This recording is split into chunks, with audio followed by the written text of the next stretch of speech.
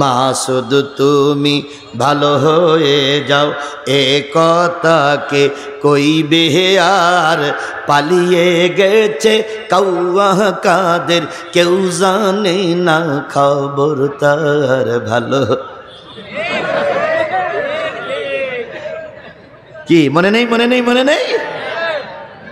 ফকরুল সাহেব আপনার বাসায় কাউয়া কাদের গেছেননি, ঠাকুর গায়ের বাসায় আপনি থাকতে তারে দেশেননি। তার সাথে যে হিসাব বাকি, হায় হায়, তার সাথে যে হিসাব বাকি আছে কোটি জনতার, পালিয়ে গেছে কাউয়া কাদের, কেউ জানে না, হায় হায়, কেউ জানে না খবর তার ভালো হয়ে যা।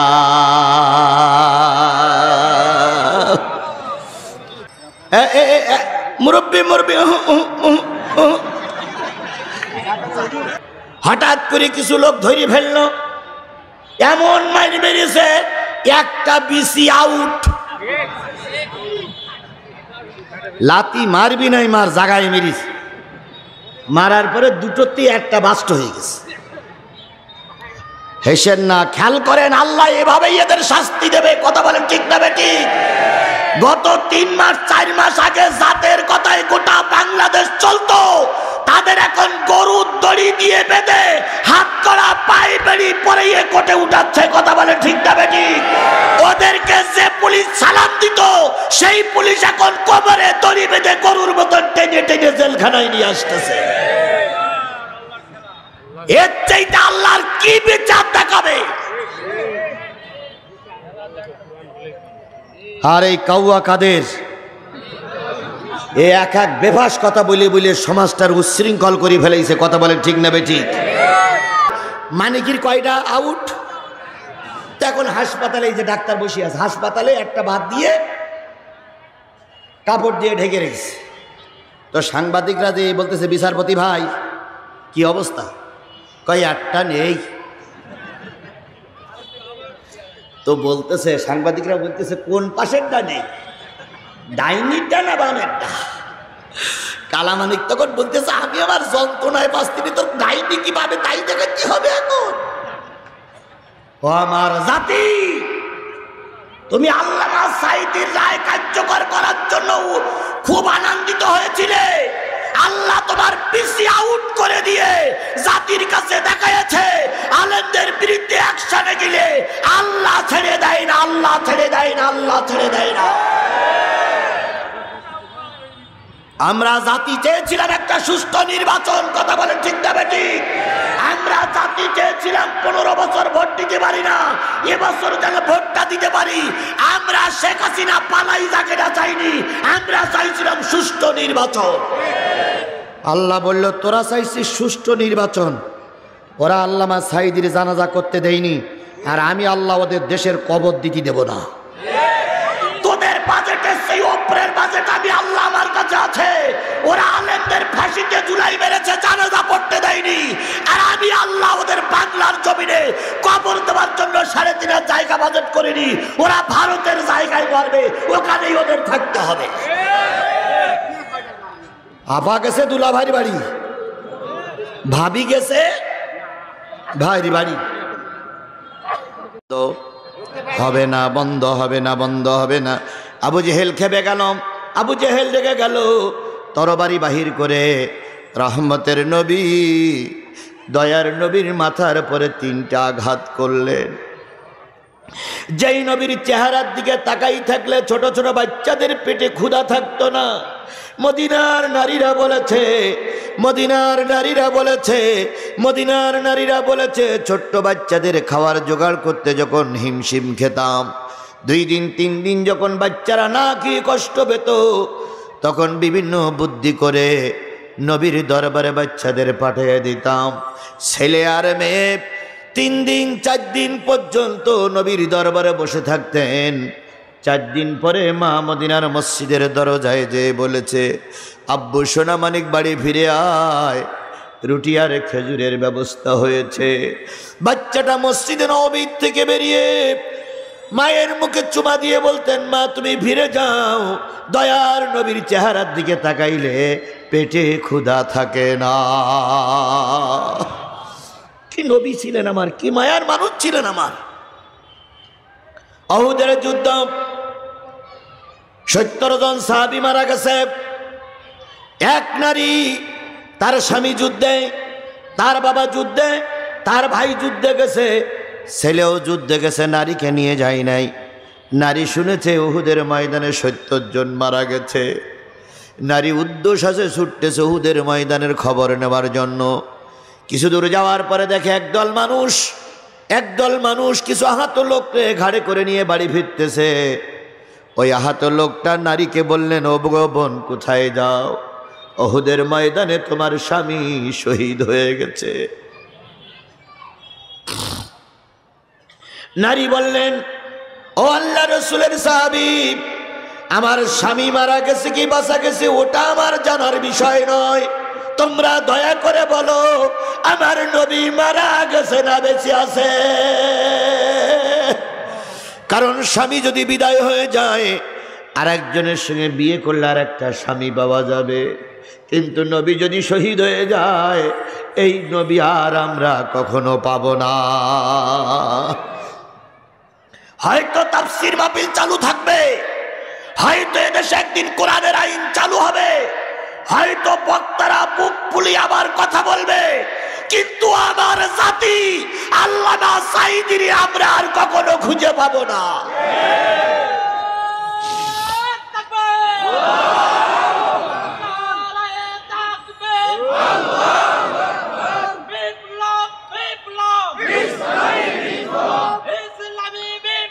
আমার ভাইয়েরা, যেহেতু সময় খুব কম, আমার কথা শেষ করতে হবে। আমার ভাইয়েরা, নারী বললেন, নবীর খবর বলো। আহত সৈনিকরা বলো, নবী কেমন আছে? তবে শুনেছি আহত। নারী আবার ছুটতে শুরু করলেন। মা বোনেরা কথাটা শুনতেছেন, ভালো করে খেয়াল করুন। কিছুক্ষণ পরে আর একদল লোকদের সঙ্গে দেখা হলো। তারা বললেন, নারী কোথায়? ছোট কয় উহুদের ময়দানে। কয় আমাদের সামনে তোমার বাবা আর তোমার ভাই শহীদ হয়ে গেছে। নারী বললেন, বাপ আর ভাই কেমন আছে জানতে চাই না, যেহেতু বাপ আবার নতুন করে বলা যাবে, ছেলে আবার আমার পেটের থেকে আসবে, কিন্তু নবীর পরিচয় বলো, নবী কেমন আছে? ওরা বললেন জানি না। খানিক দূর যাওয়ার পরে বলল, ভাই মারা গেছে, ছেলেও মারা গেছে। ওই মহিলা বললেন, শুনতে চাই না, নবীর খবর বলো। এবার উহুদের পাদদেশে যেয়ে দেখে আল্লাহর নবীর কড়াটা, হেলমেট ভেঙে ভিতরে কড়া ঢুকে পড়েছে। দান মোবারক শহীদ হয়ে গেছে, রক্তাক্ত নবীর চেহারাটা লাল হয়ে গেছে। মহিলা যখন নবীজির সামনে দাঁড়ালেন, রহমতের নবী, দয়ার নবীর চোখ বেয়ে টপ টপ টপ টপ করে পানি পড়তেছে। নারী বলেন, ইয়া রাসূলুল্লাহ, এত কষ্ট করে আসলাম আপনার চেহারাটা দেখার জন্য, আপনি কাঁদেন কেন? নবী বলতেছে, বোন, তোমার স্বামী আমার সামনেই শহীদ হয়ে গেছে। আমি তোমার স্বামীকে হাজারো চেষ্টা করে টিকাইতে পারিনি, রাখতে পারিনি। তোমার বাবার, তোমার ভাই ওই বাতিলদের আক্রমণে শাহাদাত বরণ করেছে। তোমার কলিজার টুকরার সন্তানকে ওরা যখন মাথা আলাদা করে ফেলে, বারবার আমাকে বলতেছিল, ইয়া রাসূলুল্লাহ, আমার সালামটা আমার মায়ের কাছে পৌঁছে দেবে। হাজারো চেষ্টা করে ছেলেরে বাঁচাতে পারিনি, হাজারো চেষ্টা করে স্বামীরে বাঁচাতে পারিনি, হাজারো চেষ্টা করে বাবারে বাঁচাতে পারিনি। নারী তখন দাঁড়িয়ে বলতেছি, ইয়া রাসূলুল্লাহ, চোখের পানি মুছে ফেলুন। স্বামী গেছে দুঃখ নাই, বাবা গেছে দুঃখ নাই, ছেলে গেছে দুঃখ নাই, ভাই গেছে দুঃখ নাই। আমার মনের সবচেয়ে বড় সান্ত্বনা, আমার নবী এখনো বেঁচে আছে। ও আমার ভাইরা, সেই নবীর মাথায় আবু জেহেল কয়টা আঘাত করেছে? মনে নেই? কয়টা আঘাত করেছে? 3টা আঘাত করেছে। নবীজি রক্তাক্ত রক্তমাখা নবী খাদিজার ঘরে চলে গেলেন, যে বললেন, খাদিজা দরজা খুলে দাও, কালেমার দাওয়াত দেওয়ার কারণে তোমার জাতি মেরে আমাকে আহত করে দিয়েছে। খাদিজা দরজা খুলে দিলেন, রক্তগুলো পরিষ্কার করতেছিলেন আর বলতেছিলেন, আপনি তো কাউকে ক্ষতি করেন নাই, কারোর মনে ব্যথা দেন নাই, কাউকে কষ্ট দেন নাই। আমার বিশ্বাস একদিন আপনার কলেমা গোটা বিশ্বময় বিজয় অর্জন করবে। তাই তো হয়েছে, কথা বলেন ঠিক না বেঠিক? তাই তো হয়েছে। নবী সাল্লাল্লাহু আলাইহি সাল্লাম নবী সাল্লাল্লাহু আলাইহি সাল্লাম মায়ের খেলেন, খাদিজার কাছে সেবা নিচ্ছিলেন। নবীজির আপন চাচা আমির হামজা শিকারে ছিলেন তখন। কিছুক্ষণ পরে এলাকায় এসে শুনলেন আবু জেহেল নবীকে মেরে রক্তাক্ত করেছে, আবু জেহেল নবীকে মেরেছে। শিকারের জিনিসপত্র রেখে সোজা চলে গেলেন নবীর বাড়ি। বাইরের থেকে ডাক দিলেন, ভাতিজা মোহাম্মদ, ভাতিজা মোহাম্মদ। এতক্ষণ পর্যন্ত নবীর চোখে একটুও পানি ছিল না। যেই না চাচার আওয়াজ শুনেছে, সেই নবীজি চোখের পানি ফেলে কাঁদতেছে। আমির হামজা কয়, কাঁদো কেন? কয়, চাচা আপনাদের মতন বড় বড় বীর পালোয়ান থাকা অবস্থায় আবু জেহেল আমাকে মারে, আমার পাশে দেখার মতন একটা লোক খুঁজে পাওয়া যায় না। আমরাও আশ্চর্য হই। আল্লামা সাঈদীর যখন রায় বাহির হয়, সেই সময় যদি আর কেউ ময়দানে নামুক, আমাদের দেশের টুপিওয়ালারা ময়দানে নামতো, আল্লামা সাঈদীরে ওরা অন্যায় ভাবে মেরে দিতে পারত না। আল্লামা সাঈদীর রায়ের পরে আমার দেশের একদল টুপিওয়ালারা আনন্দ মিছিল করেছিল, আমাদের দেশের একদল টুপিওয়ালারা আনন্দ করেছিল। কথা বলেন, কথা বলেন, কথা বলে। সে টুপিওয়ালারা এখনো আছে না? নাই, আমাদের সামনেই আছে। বড় বড় মসজিদের খতিব, বড় বড় মাদ্রাসার বড় বড় পদ দিয়ে, গায়ে মুজিব কোট পরে, মাথায় টুপি পরে, আল্লামা সাঈদীর মৃত্যুর দাবি করে প্রতিটা শহরে আনন্দ মিছিল করেছিল এই টুপিওয়ালারা, এই টুপিওয়ালারা, এই টুপিওয়ালারা।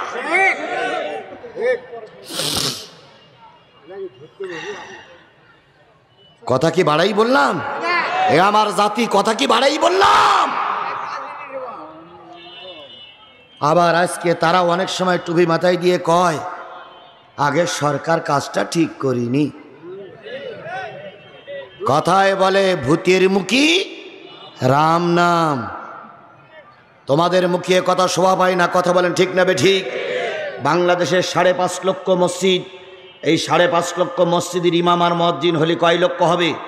11 লক্ষ। 11 লক্ষ ইমাম মসজিদ, আর 11 লক্ষ ইমাম মসজিদের স্ত্রী যদি থাকে, এরা যদি রাস্তায় নামতো আল্লামা সাঈদীর পক্ষে, এই স্বৈরাচারী, এই ডাইনি বুড়ি আল্লাহর কসম আল্লামা সাঈদীর বিরুদ্ধে কোন রায় লিখতে পারত না।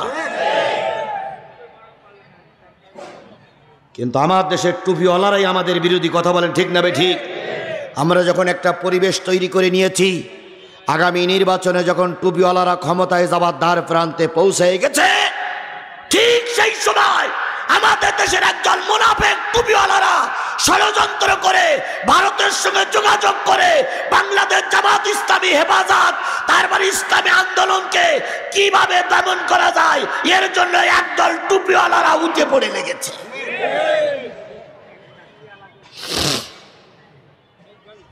এরা হলো ভারতের 5 আটা গোলাম, এরা বেধর্মীদের দালাল, কথা বলেন ঠিক না বেঠিক? আচ্ছা, কোরআন যদি ক্ষমতায় যায় হিন্দুদের কোনো সমস্যা আছে? কোরআন যদি এদেশের রাষ্ট্র ক্ষমতায় যায় আমাদের কারোর কোনো সমস্যা আছে? তাহলে তুমি টুপিওয়ালা আনন্দ করবা কোরআনের পক্ষে, তুমি কোরআনের বিরুদ্ধে কথা বলো কোন যুক্তিতে?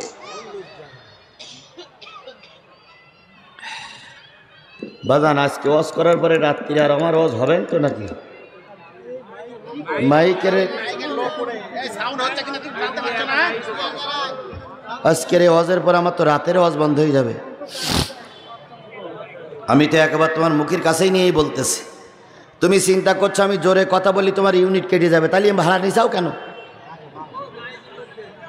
আমি তো হাঁকাহাঁকি করা লোক, আমি তো নরম ভাষায় কখনো কথা বলতে পারি না। তখনও বলিনি, এখনো বলি না। কথা বলেন ঠিক না বে ঠিক? ওরা যখন চারিদিক থেকে আমাকে ঘেরা করে রাখতো তখন আমার জবান ওরা বন্ধ করতে পারেনি। আর এখন তো ডাইনে বামে সামনে পিছনে সব আমার লোক, এখন তো নরম কথা বলার প্রশ্নই ওঠে না।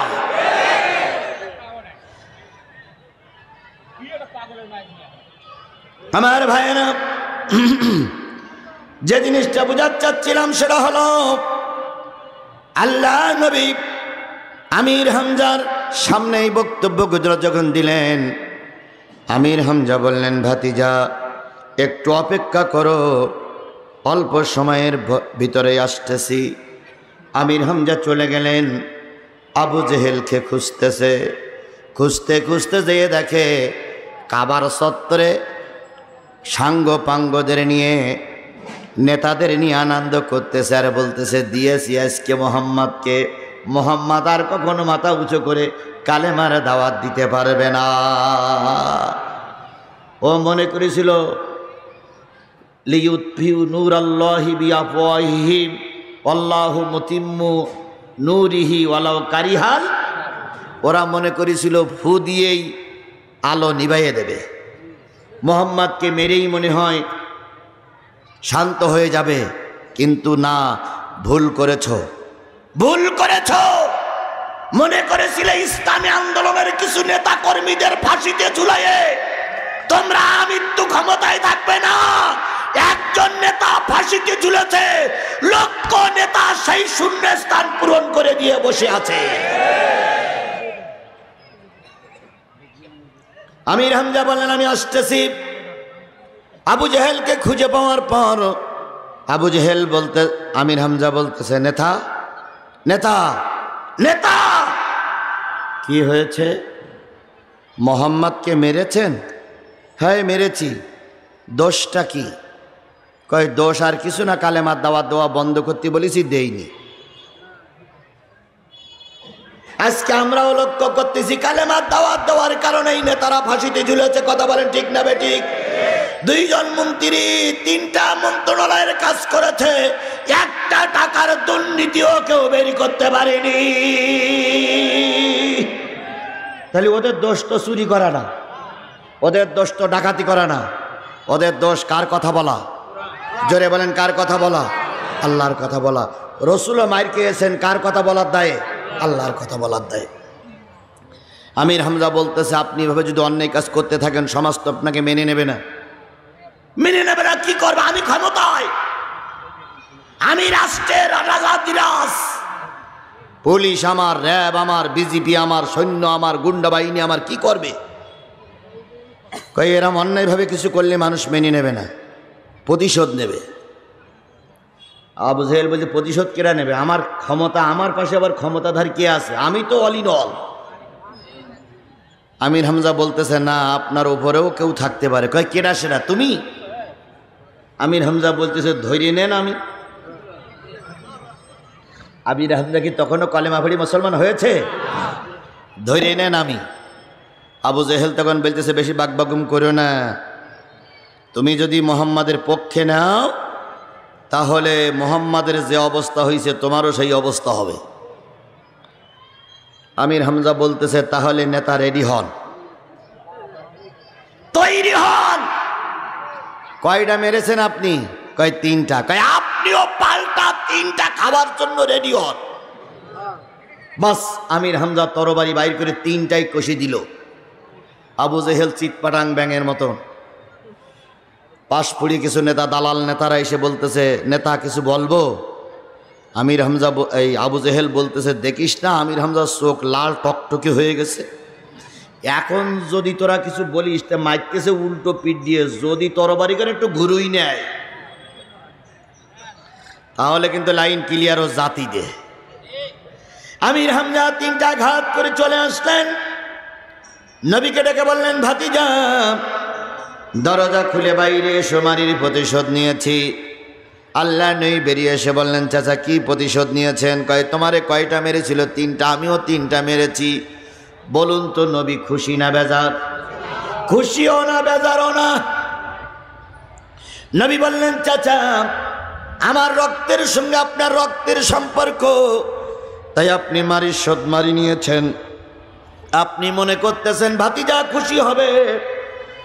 আপনি শোধ মারি নিয়ে আমাকে যতটুকু না খুশি করেছেন, তার সেইতে লক্ষ গুণ কোটি গুণ বেশি খুশি হয়ে যেতাম যদি আপনার জবানে শুনতাম লা ইলাহা ইল্লাল্লাহু মুহাম্মাদুর রাসূলুল্লাহ লা ইলাহা লা ইলাহা লা ইলাহা ইল্লাল্লাহু মুহাম্মাদুর।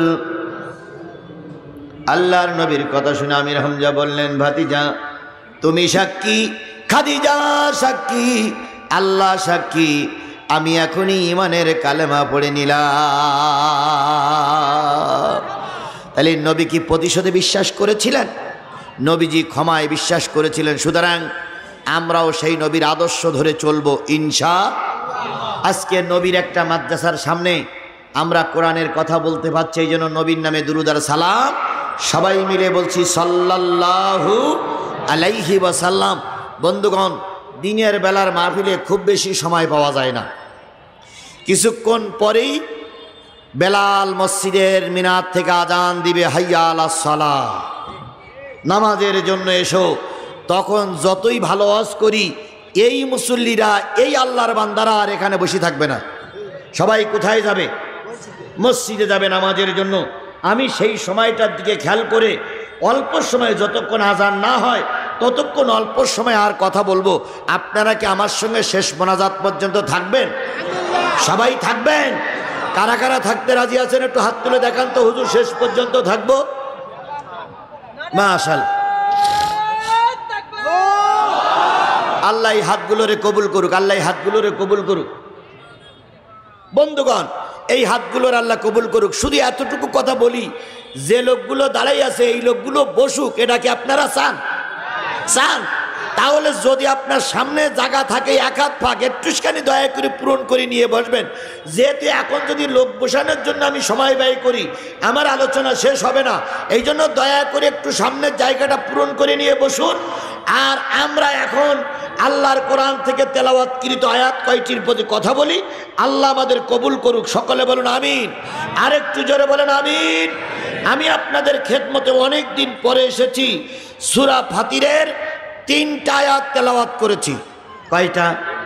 সবাই মিলে বলেন কয়টা? 31, 32, 33। কয়টা আয়াত? 3টা আয়াতের পরে ভিত্তি করেই বাকি সময়টুকু কথা হবে। আসরের আজান দিলেই হয়তো আমরা নামাজের জন্য প্রস্তুতি নেব। কোনো চিন্তার কোনো কারণ নেই। গত 2 বার মাহফিল করতে এসে আপনাদের ময়দানে রেখে আমাকে চলে যেতে হয়েছে। কথা বলেন। আর আজকে জাতির সামনে কথা দিচ্ছি, আজান হবে, আপনাদের সঙ্গে এখানে জামাতে নামাজ পড়বো। যদি কোনো পাপের বেটার বাহুতে বল থাকে, আমার সঙ্গে মোকাবেলা করতে এসো। আজকে এখানে আপনাদের সঙ্গে আজকে সালাত আদায় করবে ইনশাআল্লাহ। ইনশাআল্লাহ বলেন। তাহলে আমি যেখানে নির্ভয়ে সালাত আদায় করব, সেখানে আপনারা আমাকে রেখে চলে যাবেন। তাই যদি না যান তাহলে দয়া করে বসুন। যদি বসার জায়গা না থেকে দাঁড়াই থাকেন, যে যেখানে আছেন সেখানেই থাকেন। আমরা আলোচনায় যে আল্লাহ বলতেছেন, আল্লাযী আওহাইনা ইলাইকা মিনাল কিতাব।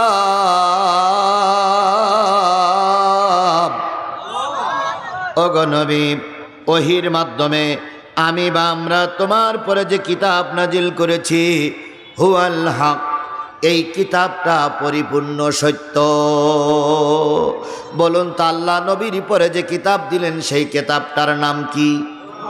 এই মুসলমান কথা বলেন, এই কিতাবটার নাম কি? এই কোরআন সত্য না মিথ্যা? আরো জোরে বলেন, এই কোরআন সত্য না মিথ্যা?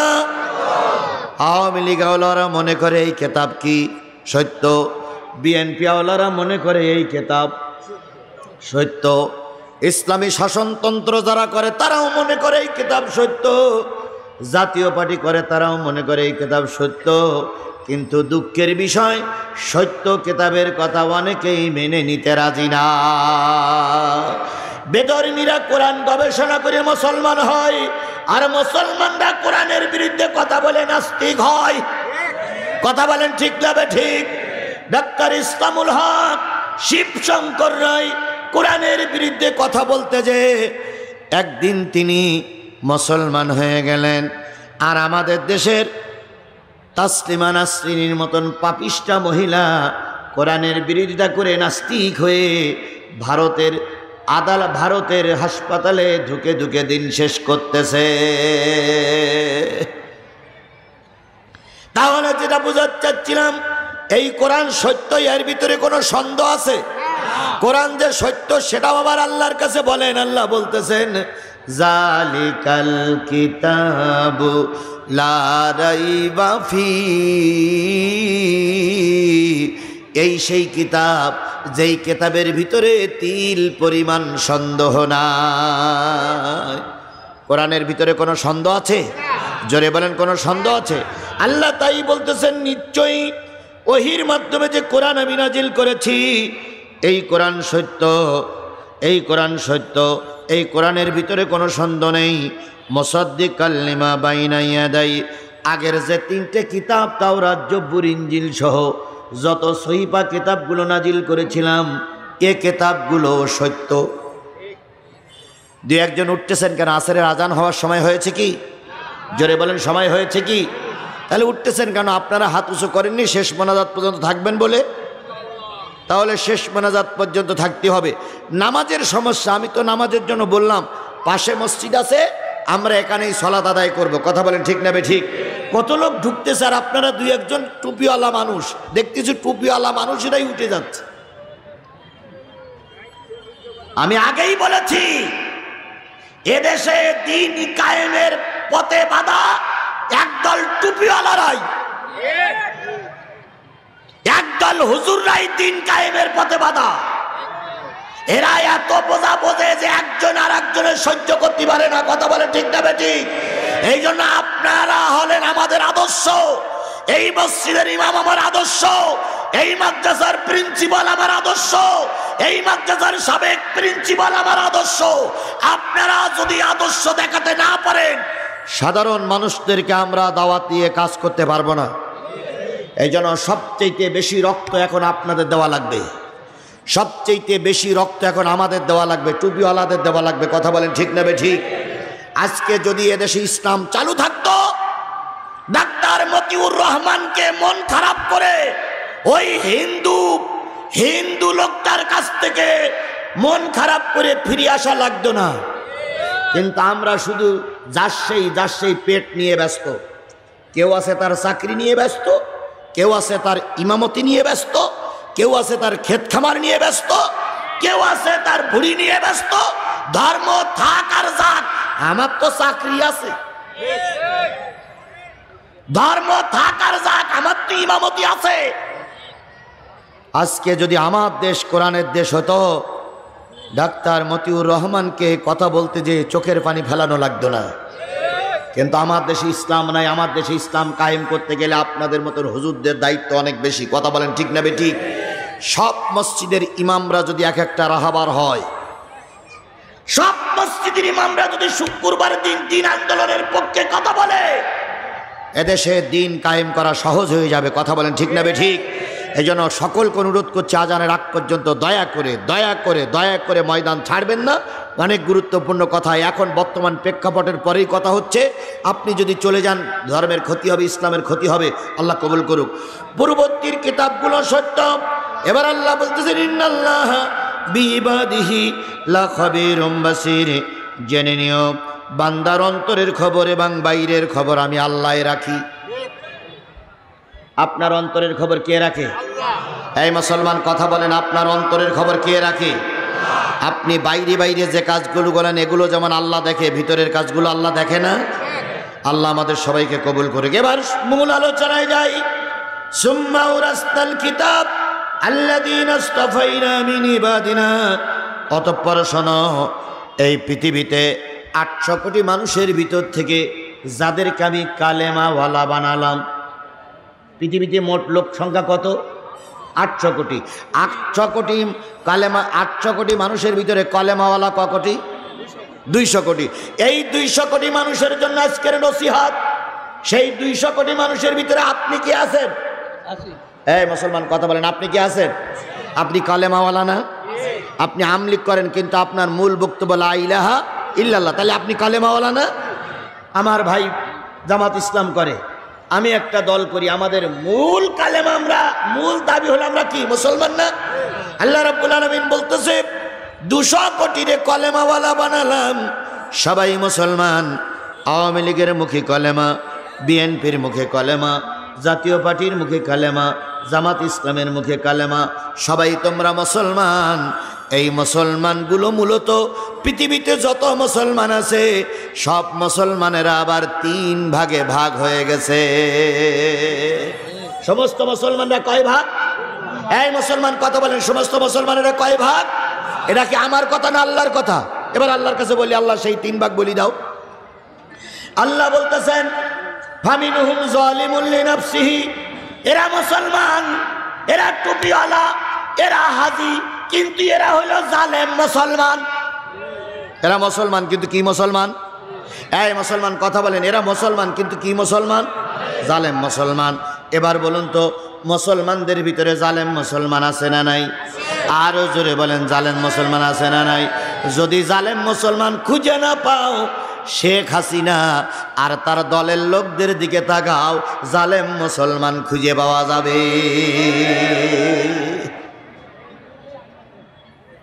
এদের চাইতে বড় জালেম আর বাংলাদেশের কোন সরকার ছিল বলে আমার জানা নাই। অথচ ওনারা বলতেন আমাদের প্রধানমন্ত্রী নামাজি, ওনারা বলতেন আমাদের প্রধানমন্ত্রী তাহাজ্জুদ নামাজ পড়ে, আবার বলতেন আমাদের প্রধানমন্ত্রী সকালবেলা উঠে যায় নামাজ খোঁজে। তাই বলতেন না, তাই বলতেন না, তাই বলতেন না। অথচ যখন গণভবন দখল করা হলো, মদের বোতল পাওয়া গেল, রকমারি শাড়ি পাওয়া গেল, 100 জোড়া জুতো পাওয়া গেল, 1000 পিস শাড়ি পাওয়া গেল, কিন্তু জায়নামাজ আর কোরআন শরীফ পাওয়া গেল না।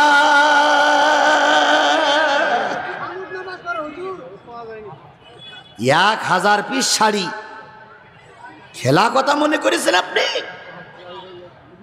100 জোড়া জুতো আর ব্লাউজ যে কতটা আল্লাহই ভালো জানে। এত কিছু পাওয়া গেল, কিন্তু কোরআন শরীফ আর জায়নামাজ পাওয়া গেল না। গণভবনে দাঁড়িয়ে একজন ফোন দিচ্ছে, কোরআন শরীফ আর জায়নামাজ কোথায় গেল? আওয়ামী লীগের নেতারা বলতেছে আমাদের প্রধানমন্ত্রী এত ধর্মভীরু যে যাওয়ার সময় জায়নামাজ আর কোরআন শরীফ বগল দাওয়াই করে নিয়ে চলে গেছে।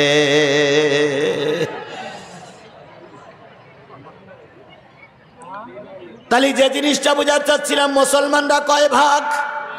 1 নম্বর হলো জালেম মুসলমান, অতীতেও ছিল, এখনো আছে, কিয়ামত পর্যন্তই থাকবে। 2 নম্বর হচ্ছে অমিনহুম মুক্তাসিদ, কিছু মুসলমান আছে তারা ধর্ম নিরপেক্ষ মুনাফিক মুসলমান। এরা নামাজ পড়ে, এরা রোজা রাখে, এরা ইসলাম মেনে চলার জন্য চেষ্টা করে, এরা হজ করে, কিন্তু আল্লাহর কোরআনের